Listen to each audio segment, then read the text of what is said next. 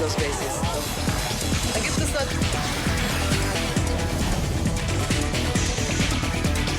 Zoom a la noticia con Andrea Bernal.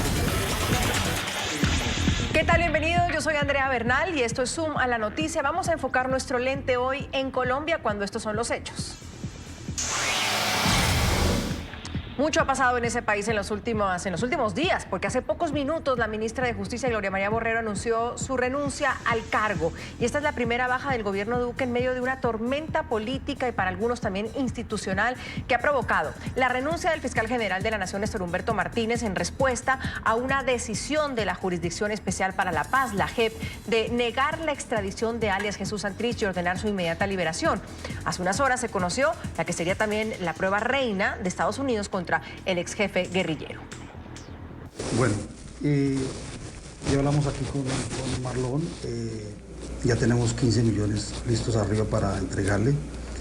Yo le pregunté ayer a él que si quería que se le entregara todo el paquete de una sola, él me dice que de 5 en 5. Para las 7.000 hectáreas aquí en un mes y las otras 3.000 hectáreas en más o menos septiembre, en un mes y una semana más. Está con nosotros Aida Bella, senadora de la bancada de Centes, presidenta de la Unión Patriótica del Centro Internacional de NT24, está aquí con nosotros, y Martínez Jaramillo, él es investigador del Centro de Liderazgo e Innovación de la Universidad de la Gran Colombia, economista, nos acompañan aquí en el estudio. Señora Bella, bienvenida, gracias por acompañarnos. Es que todo ha pasado uno tras otro, la decisión de la JEP, la renuncia del fiscal, la renuncia de la vicefiscal, la firma, para ir viendo todo lo que pasó entre ayer y hoy, la firma del fiscal interino para la liberación de Jesús Santrich. Luego hoy, la renuncia de la ministra de Justicia, el nombramiento de una nueva ministra. Es que, paremos un segundo. Lo primero, y que uno dice, ¿hay un problema de institucionalidad hoy por hoy en Colombia? ¿Usted lo ve así? Muchísimas gracias por la invitación. Un saludo muy especial a todas las personas que están viendo y escuchando este programa. Y yo creo que aquí, pues, lo que se ha producido son una serie de hechos políticos, pero también una serie de hechos que conmocionan hasta cierto punto el país. Yo creo que aquí las instituciones tienen lo suficiente para poder actuar. Tenemos una Constitución que nos permite de inmediato presentar una terna, que la Corte Suprema lo elijan al nuevo fiscal, y nos hemos librado de un fiscal que ha estado simplemente encubriendo la corrupción en este país.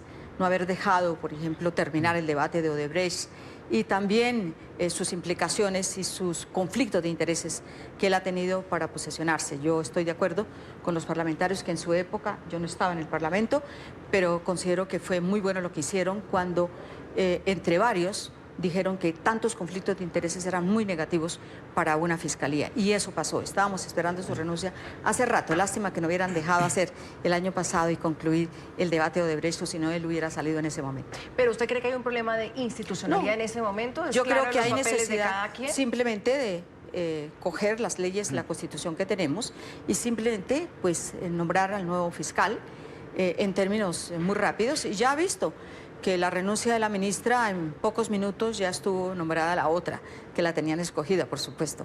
Entonces aquí programas graves de institucionalidad, pues no hay.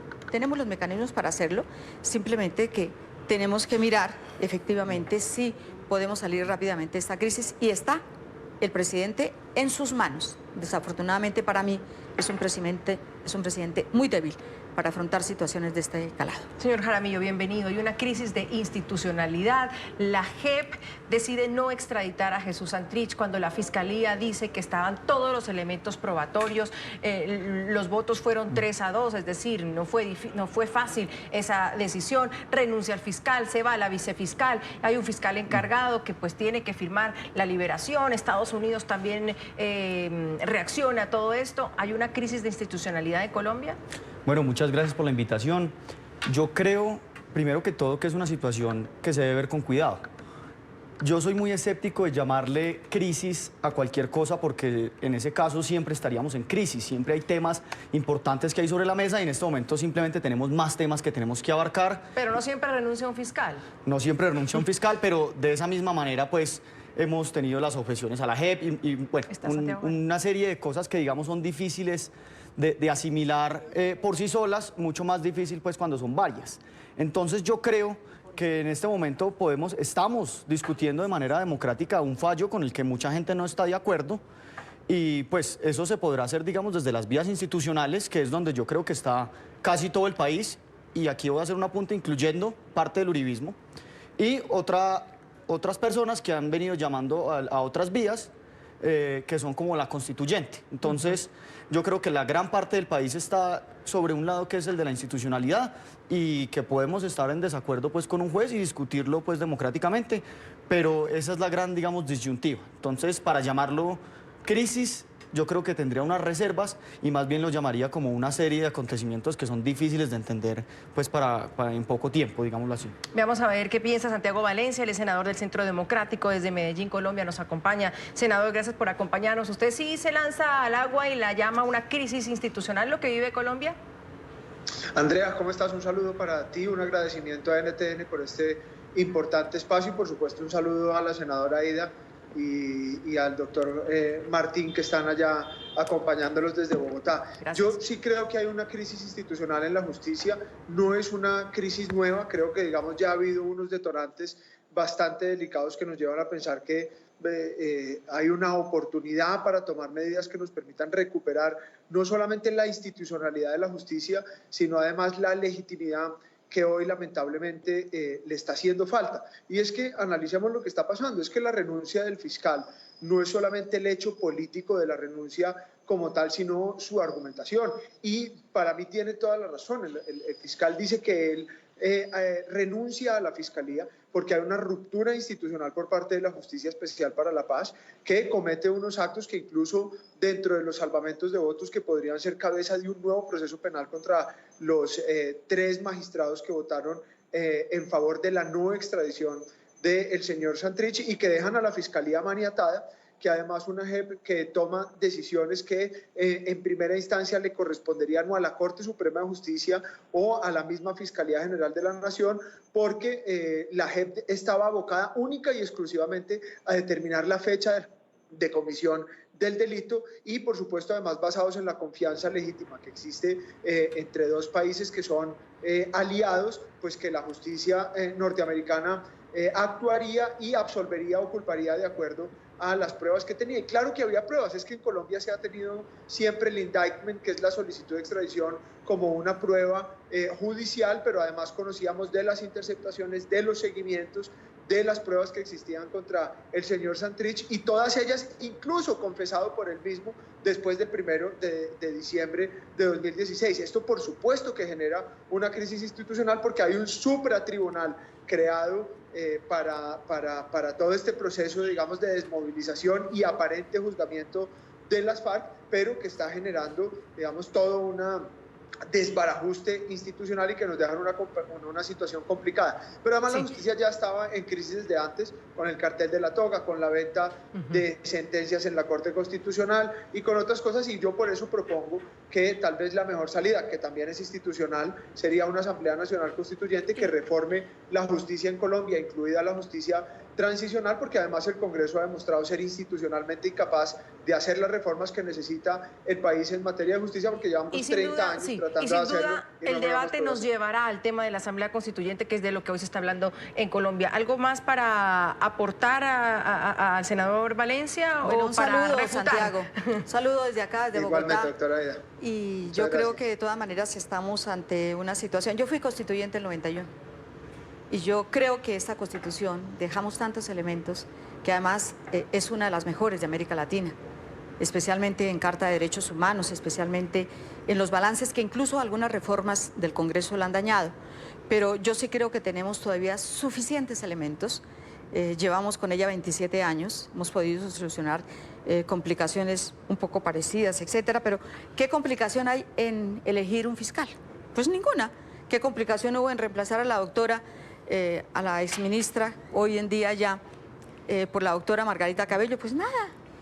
Simplemente se están solucionando las cosas y yo sí creo que una Asamblea Nacional Constituyente no es necesaria en este momento. No, el problema no es el choque de trenes, y ahí vamos a hablarle no solo a Colombia, sino a América Latina, para ponerlo en contexto y que la gente entienda por qué un fiscal renuncia cuando una Justicia Especial para la Paz toma una decisión. ¿Qué fue lo que pasó ahí?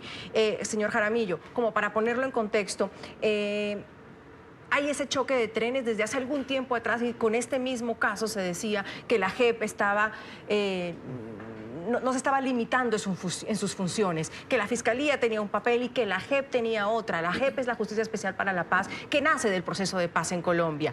Hay ese choque de trenes, porque como dice la señora Bella, sí, no hay problema en nombrar otro fiscal, pero ¿esto va en un futuro a generar otros roces? No. ¿O sí puede seguir existiendo ese choque entre las dos? A ver, entonces la manera en la que esto se vuelve democrático es que hay unas 310 páginas que terminaron como el acuerdo final. Eso pasó por el Congreso y pues más adelante por la Corte Constitucional.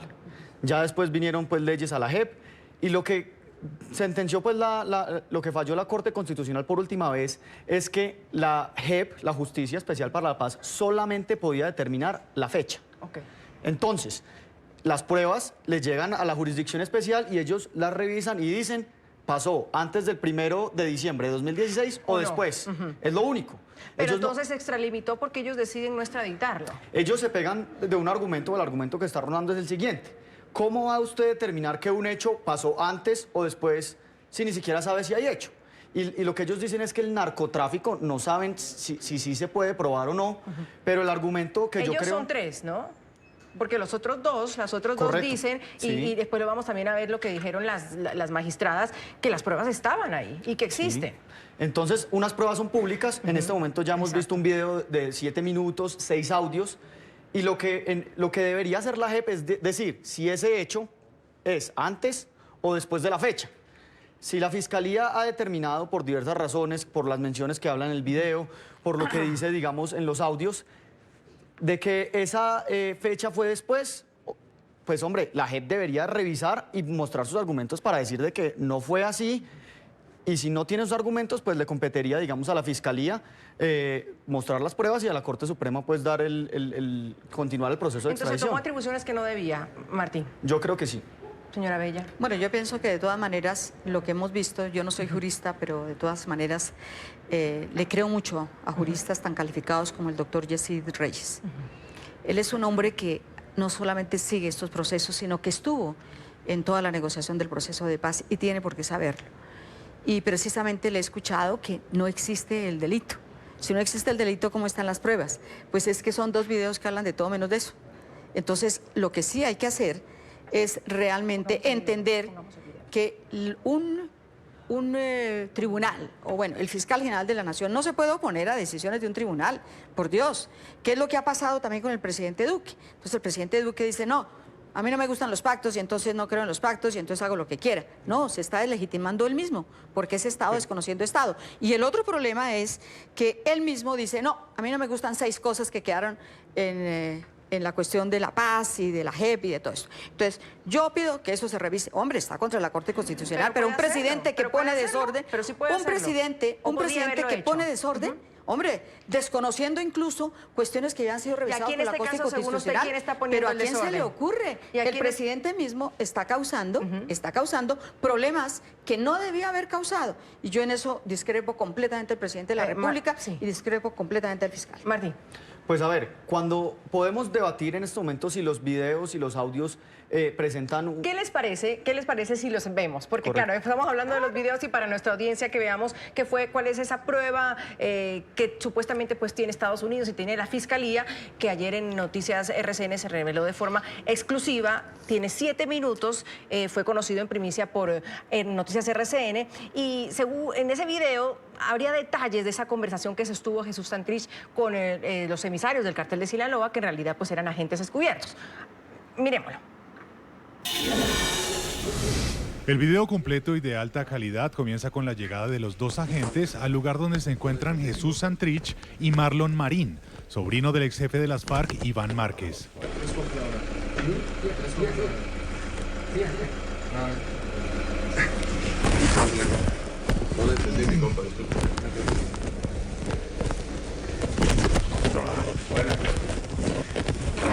Jefe de jefes. El encuentro se habría dado en la madrugada del 9 de febrero de 2018. Ya en la mesa se observa a Santrich, a Marín, al agente que funge como emisor de los mexicanos y las manos de quien graba la reunión, quien sería el agente encubierto de la DEA, Brian Wittek.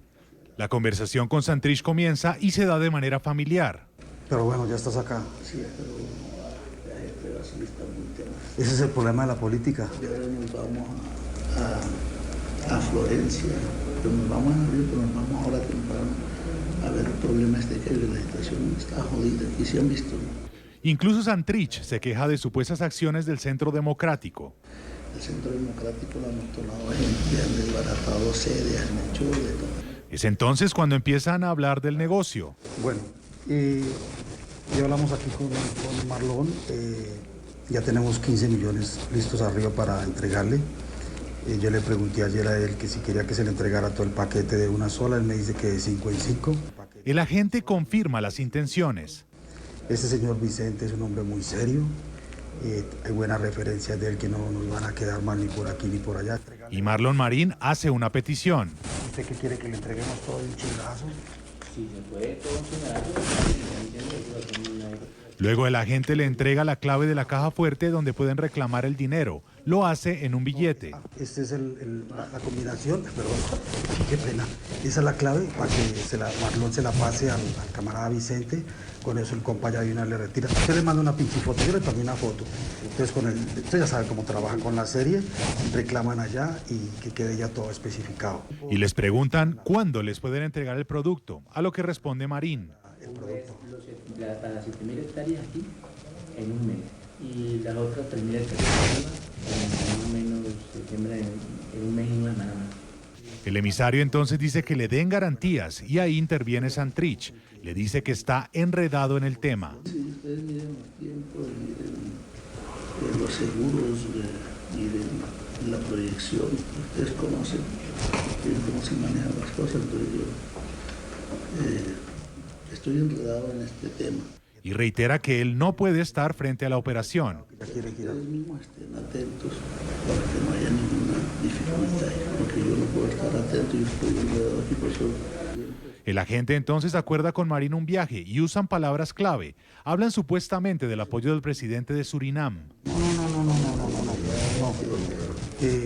Ese es el tema y usted cuándo saldría para Surinam a hablar con él. Es entonces cuando el agente habla sobre los requerimientos de la mercancía que Marín y Santrich le deben entregar. Lo que sí nos recomendaron mucho que toda la mercancía sea de la misma, de los 5, no va a ser de la misma, pero que sea la misma calidad para no tener inconvenientes.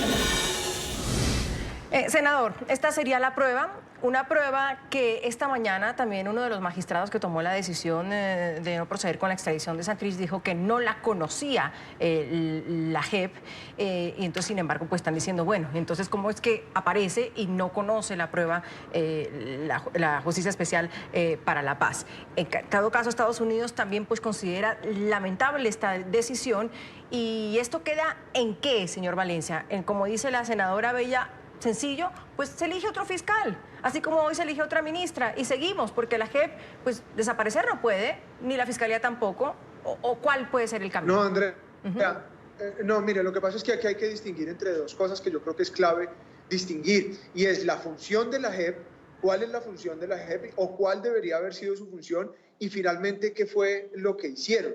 Cuando nosotros decimos que la JEP debió haber determinado únicamente la fecha en la que presuntamente se cometió el delito para saber si es antes o después, es porque dependiendo de eso, la JEP es competente o no es competente, porque si es después del 1 de diciembre de 2016, es decir, después de la firma del acuerdo de paz, pues no lo cobija y en ese caso lo cobija, digamos, la justicia ordinaria con posibilidades de extradición, si como en este caso hay un país que lo está requiriendo. Pero ese fue uno de los argumentos precisamente de las objeciones presidenciales y hoy el tiempo nos está dando la razón, porque en el acto legislativo inicial decía que se debía determinar únicamente la consulta, la fecha de comisión del delito. Y luego le incluyeron, de manera tramposa a mi modo de ver, era que además debía analizar la conducta junto con la fecha de comisión del delito. Esto es absurdo, porque lo que hay que determinar es cómo funciona la extradición. Lo decía al principio, esto funciona con base en el principio de confianza legítima, y es que en Estados Unidos tendrá un juicio justo donde con una fiscalía, un juez y el aporte de pruebas, la justicia norteamericana al final determinará si es culpable y lo condena o si es inocente y lo absuelve. Pero lo que ha hecho la JEP, incluso en contra de lo que se ha dicho en el mismo acto legislativo y en la ley de procedimiento de la JEP es que analizaron la conducta para ver si se había cometido delito o no, lo cual es una extralimitación en sus funciones y así está en el salvamento de voto, pero además toma funciones de la Corte Suprema de Justicia ordenando incluso la libertad del señor Faucias. Y el fiscal general, que a mí me parece que no es que se cambie el fiscal o no, es que claro, el fiscal se puede cambiar, pero ¿para qué queremos tener un fiscal que no puede hacer su trabajo?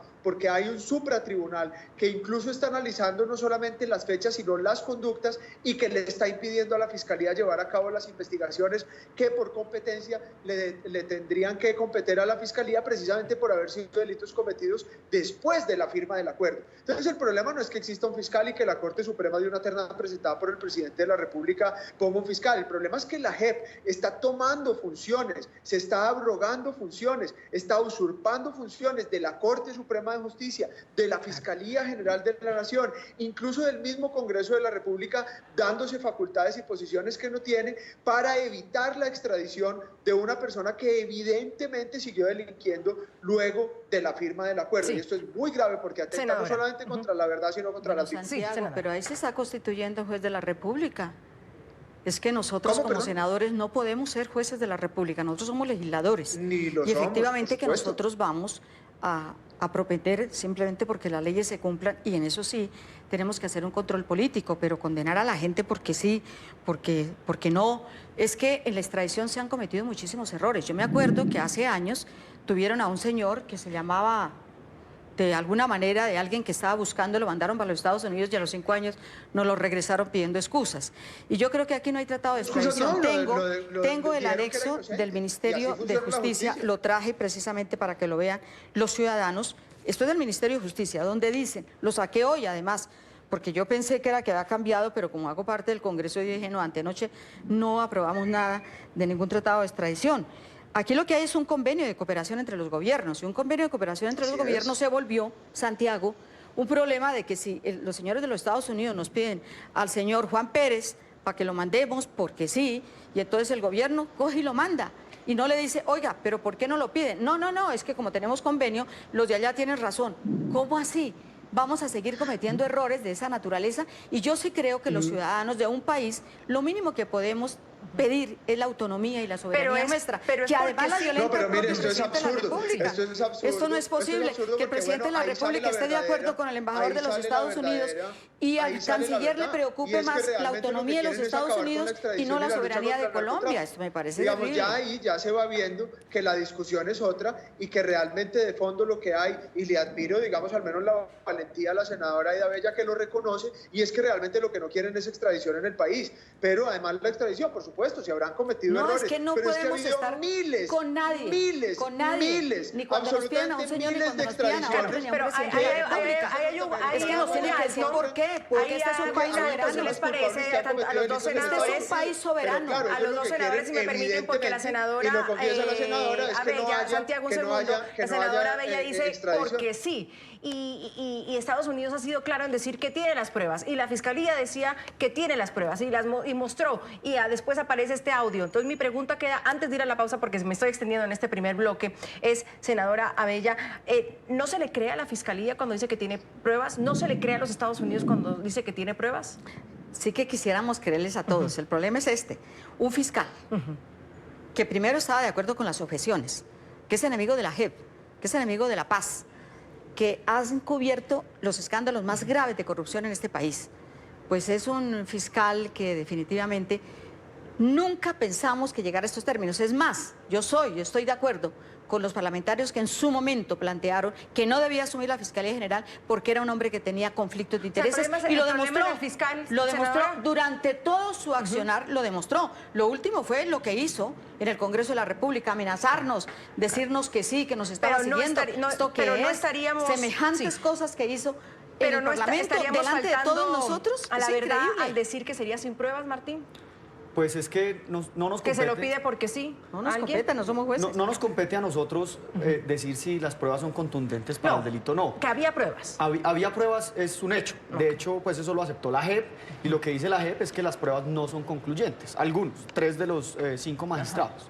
¿Qué es lo que pasa? Cuando la Fiscalía muestra unos audios, y los audios tienen fecha, porque la investigación arrojó que esas son las fechas, ¿qué es lo que debe decir la JEP? La JEP debe decir si esas fechas eran antes o después.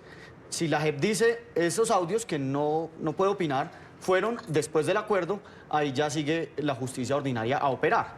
El problema entonces no es que no son otras discusiones que llevamos décadas dando, que es la de la extradición, por ejemplo, sino dónde están las limitaciones de cada poder. Sin embargo, sí crea un precedente para el tema de Colombia y Estados Unidos del tema de la extradición. Y lo voy a hablar después de la pausa, si les parece. Hoy la pregunta también está enfocada en si debió renunciar el fiscal Néstor Humberto Martínez. ¿Qué opina usted de la renuncia del fiscal tras la decisión de la JEP de negar la extradición de Jesús Santrich? Numeral Zoom Colombia, @NTN24 Zoom es nuestra cuenta. Ya volvemos. Hoy hablamos en Suma la noticia de la renuncia del fiscal Néstor Humberto Martínez de Colombia en respuesta a una decisión de la Jurisdicción Especial de Paz de negar la extradición de Jesús Santrich. El fiscal renunció ayer, hoy hay un fiscal interino, hoy hay también una nueva ministra de Justicia, hace pocas horas renunció también la ministra de Justicia en Colombia, y estamos hablando si hay una crisis de institucionalidad. Lo cierto es que hubo una decisión dentro de la Justicia Especial de Paz de negar la extradición de Jesús Santrich, que estaba detenido, que aún está detenido, y por un tema de narcotráfico. Pero no fue fácil esta decisión. Hay dos magistradas, Claudia López Díaz y Gloria Amparo Rodríguez, son las que se apartaron de justamente la decisión de negar la extradición de Santrich y pedir su libertad. En declaraciones a los medios, la magistrada Díaz fue contundente al señalar que las pruebas enviadas por Estados Unidos pues eran suficientes para determinar que los delitos cometidos fueron después de la firma del acuerdo. Se concedió la garantía por un delito común de narcotráfico de carácter permanente, sin establecer su conexidad con el delito político. Fueron las magistradas Claudia López Díaz y Gloria Amparo Rodríguez quienes se apartaron de la decisión de negar la extradición de Jesús Santrich. Sus argumentos fueron contundentes al señalar que las pruebas eran suficientes. Por cuanto la solicitud de extradición de los Estados Unidos de América y sus anexos contenían la prueba suficiente para establecer que la fecha precisa de las conductas atribuidas fueron posteriores al 1 de diciembre de 2016. Indicó la magistrada López que con esta decisión se afecta el derecho a las víctimas a la verdad, la justicia y la reparación. No se exigió, a cambio de este tratamiento especial, un régimen de condicionalidad que comprometiera al beneficiario con la verdad, la justicia y la reparación de las víctimas, como lo exige la reforma constitucional que implementó la JEP. Por su parte, la magistrada Gloria Amparo Rodríguez señaló que la JEP no tenía competencia para expedir la libertad de Santrich. La sección no tiene competencia para decidir sobre la libertad de Hernández Solarte y que se limitó a remitir el caso a la Corte Suprema de Justicia cuando lo que procedía era ordenarle que determinara si procede una investigación en contra de Hernández Solarte por las conductas señaladas en el indictment. Las magistradas fueron enfáticas en señalar que la JEP sí tenía elementos suficientes para establecer la fecha y la comisión de la conducta de Santrich.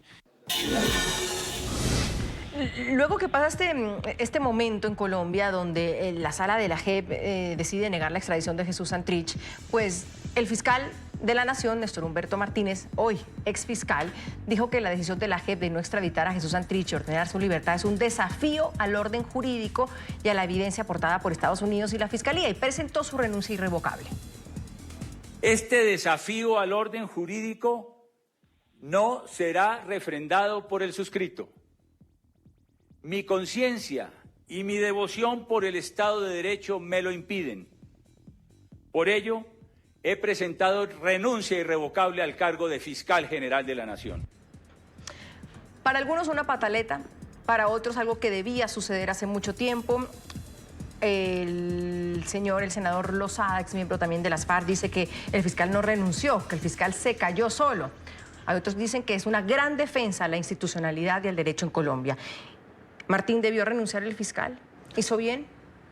Pues a ver... ¿Se apresuró? Hay muchas personas que dicen que esto fue una jugada política. Sin embargo, lo más importante aquí yo quiero es precisar sobre la decisión que tomó la JEP, si eso pudo, digamos, interferir en una decisión o en unas pruebas que tenía el fiscal. Y ahí mi respuesta es yo creo que sí.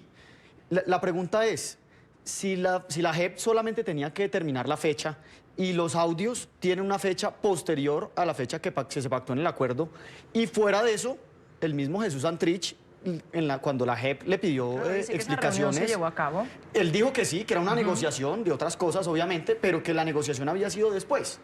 Entonces, para mí es muy claro que la JEP se extralimitó porque tenía suficiente material, inclusive declaraciones a ellos mismos, de que pasó después de la fecha pactada de diciembre 1. Entonces, si se meten en un terreno que no es de ellos y le llega al fiscal, me parece que el fiscal queda en una posición muy fácil para renunciar. Ya hay unas personas creen que es por motivos políticos, otras por razones de que ya se iba a caer, no sé, pero lo ponen, debo decirlo, en una situación muy fácil donde le ponen en bandeja de plata una muy buena razón para renunciar. O senador Valencia, por como otros dicen, pues está defendiendo la institucionalidad. Él dice, están metiéndose en el rancho, para decirlo coloquialmente, donde no debieron la JEP. Yo aporté mis pruebas y yo soy esta otra justicia y yo no tengo nada que hacer aquí entonces y renuncio. ¿Debió hacerlo? Sí, yo lamento mucho la renuncia del fiscal, porque pues yo entiendo que haya problemas políticos donde la izquierda en Colombia pues tenga reparos y debates y están además en todo su derecho, pero el fiscal también demostró en muchos otros temas manejo adecuado de la fiscalía y de las investigaciones que tenía que llevar a cabo la misma. Y pues me parece que por supuesto pues es lamentable que deba renunciar, pero también entiendo que cuando uno tiene un trabajo tan importante y una responsabilidad tan importante como la de manejar un ente investigador en Colombia y básicamente un supratribunal que básicamente está blindado por todas partes y que es prácticamente intocable, que tiene muchos problemas de legitimidad porque desde el mismo referendo se había dicho que no, se intentaron incluir modificaciones en las mismas leyes del Fast Track y la misma Corte Constitucional dijo que no, y ahora hemos intentado hacer reformas como, por ejemplo, la de las objeciones del presidente, que nos dan razón en este caso en particular, porque esto lo advertimos desde las objeciones, pues si uno no tiene las herramientas para trabajar y hay un supratribunal casi que quitando de plano y además por encima de toda la institucionalidad del país las funciones que tengo que cumplir como fiscal general, pues yo entiendo perfectamente la decisión del fiscal, porque definitivamente si no puede hacer su trabajo, si no lo puede hacer bien, si hay un organismo supratribunal que está casi que violentando sus propias funciones, pues no tiene ninguna justificación que hacer en el cargo. Senadora, y voy luego con Martín. Senadora. Bueno, a mí me parece que de todas maneras el fiscal tomó una decisión que seguramente lo va a plantar muy bien delante del gobierno, no sé qué puesto le tienen. Él siempre ha sido un enemigo de la paz. ¿Ya usted sabe qué puesto le van a dar? No tengo ni idea. Entonces, si no lo diría, que le van a dar me un imagino. puesto? Pero Oiga, bueno, si no le han absurdo, puesto, él tiene una muy eficiente oficina de abogados que precisamente él no debía ni haberse posesionado. Y yo creo que esta es una gran lección para la escogencia del próximo fiscal general. Santiago, usted que tiene allá un poco de influencia en la presidencia de la República, para que le aconseje al doctor Duque, primero que el próximo fiscal no sea un abogado o abogada que tenga un conflicto de intereses, porque eso es muy difícil cuando se ha sido abogado de un grupo como conflictos de intereses, como el doctor Sarmiento Angulo, y llega allí precisamente como fiscal general de la Nación. No, doctor Valencia, simplemente le estoy haciendo una sugerencia. Si ustedes no tienen dentro de sus filas un abogado que no tenga conflicto de intereses, yo creo que hay muchísimos en este país, gente extraordinariamente buena, que nunca ha sido de los grandes bufetes y que no tiene compromisos con la élite corrupta de este país, pues hombre, puede ser fiscal. Y si no tiene, doctor Santiago, si no tiene en el Centro Democrático, nosotros los de la oposición podríamos darle varios nombres de gente que realmente no tiene ningún compromiso con la corrupción en este país. Ese es el problema. Senadora, ¿usted sí cree que el fiscal hizo bien en irse, en renunciar? Ay, es que él no debió ni posesionarse. Martín. A ver, yo creo que hay una situación o un pensamiento que le da perspectiva a todo esto, y es la Procuraduría. ¿Por qué? Porque muchas de las críticas que estamos viendo hacia la Fiscalía, hacia los conflictos de intereses, hacia que el fiscal tuvo reparos, estuvo con el gobierno de las objeciones, se tumban cuando uno ve que la Procuraduría ha estado a favor de la paz, la ha defendido y, pues, digamos, ha sido muy a favor de todo el proceso. La Procuraduría apela a la decisión, o sea, no está de acuerdo, comparte algunas, digamos, de los reparos que le hace la Fiscalía y, fuera de eso, dice abiertamente en la carta. La Procuraduría va a apelar la decisión de la JEP. Y tiene todo su derecho. Correcto, pero lo que hay que señalar ahí es que otra entidad que no se le puede dar el desprestigio que, digamos, tiene o se le ha dado a la Fiscalía, tiene los mismos reparos, y ahí es muy importante que la gente lo entienda. Porque los argumentos que tienen tanto la Fiscalía o la Procuraduría no se pueden desestimar por lo que el fiscal renunció y lo que uno piense del fiscal. La misma Procuraduría dice que es la Corte Suprema quien debe investigar. Es que no se está hablando pues de culpables ni de extradición en este momento, sino que los hechos investigados deben pasar a la Corte Suprema porque es a ella a quien le compete. Entonces, cuando uno ve que una entidad que mantiene plena legitimidad, que mantiene todo el respeto tanto del gobierno como de la oposición, tiene reparos, yo sí creo que eso hay que mirarlo. Por un lado, digamos, con humildad de parte de la oposición, que puede decir, hombre, de pronto no todas las críticas son ilegítimas, y por el otro lado es, hombre, todavía hay vías institucionales, digamos que más allá de la constituyente, para apelar la decisión, falta la segunda instancia. Entonces yo creo que ambas, deslegitimar los argumentos y proponer una constituyente como si no hubiera más alternativa, son erradas. Es decir, esto todavía tiene un camino por seguir. Tiene un camino largo por seguir. El problema es que mientras estamos aquí al aire, está la posibilidad de que en cualquier momento salga Santrich de la cárcel. Es así, es así. Ahora, hablábamos del tema de la extradición que lo ponía la senadora Bella también sobre la mesa, de que Estados Unidos, pues según ella, su argumento decía pide porque sí, y también decía el senador Valencia, no, un segundo, aquí hay un tratado de cooperación de extradición, y hace pocos minutos hay un comunicado de prensa de la Embajada de Estados Unidos que dice lo siguiente: el gobierno de Estados Unidos toma nota de la decisión de la Jurisdicción Especial de Paz de negar la extradición de Jesús Santrich. Consideramos esta decisión lamentable, ya que Estados Unidos cumplió con los requisitos de extradición establecidos con Colombia, y nuestro pedido estableció que los delitos de los cuales se acusa el señor Santrich se produjeron después del 1 de diciembre del 2016. El gobierno de Estados Unidos entiende que existe un proceso de apelación sobre la decisión de la JEP de las que está hablando el señor Jaramillo. Y como Estado requeriente de la extradición, Estados Unidos considera que una apelación es esencial y urgente. ¿Cómo queda el tema de la extradición en Colombia con esta decisión de la JEP? ¿Qué precedente se marca, senador Valencia? Y luego voy con la senadora Bella. Sí, yo quiero hacer una claridad porque yo creo que es importante. El doctor Martín ahora decía que había otras opciones. Realmente no las hay. Mire, voy a poner un ejemplo. En la ley estatutaria, en el primer debate, no ahora en las objeciones, el Congreso incluyó un artículo para que fueran excluidos los delitos sexuales contra menores de edad, que nada tienen que ver con el conflicto, para que fueran juzgados por la justicia ordinaria.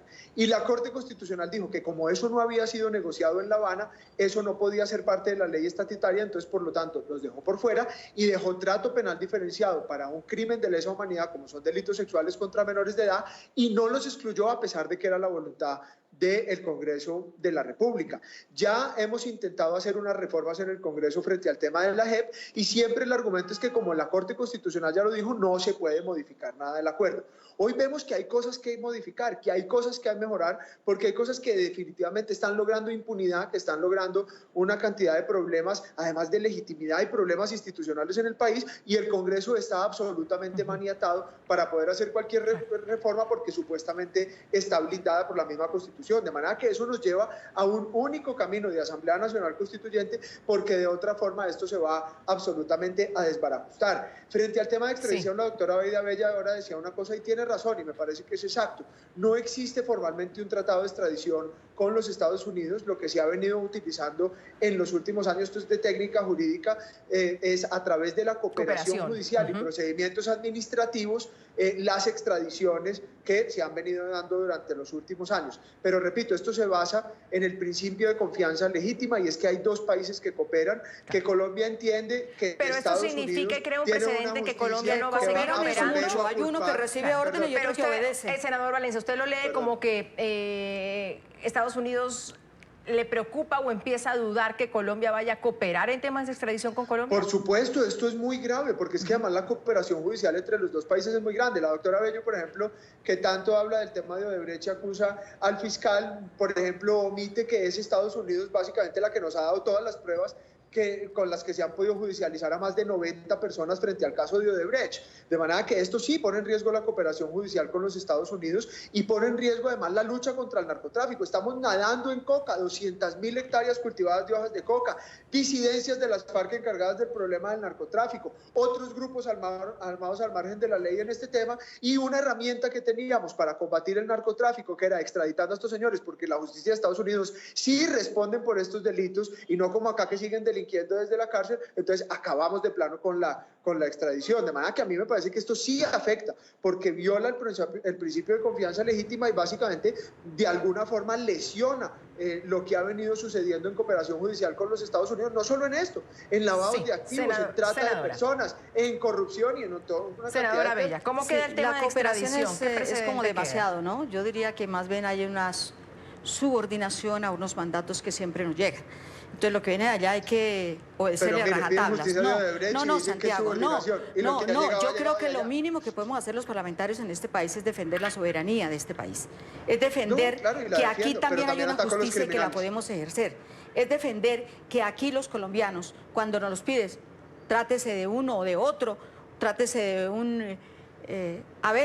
cuando pidieron exactamente por ahí unos generales que fueron jefes de seguridad de la Casa Nari, pues todos sabíamos exactamente que ese sí era un delito de narcotráfico y que estaban delinquiendo incluso desde la Casa de Nariño y que su jefe político era el presidente de la República en ese momento. Yo creo que hay cosas para unos y no que para otros. No, es que ahí sí estaba completamente, no solamente por la justicia de los Estados Unidos, no, por la justicia nuestra, estaba establecido que ese hombre estaba delinquiendo y estaba narcotraficando y estaba en los altísimos puestos del Estado.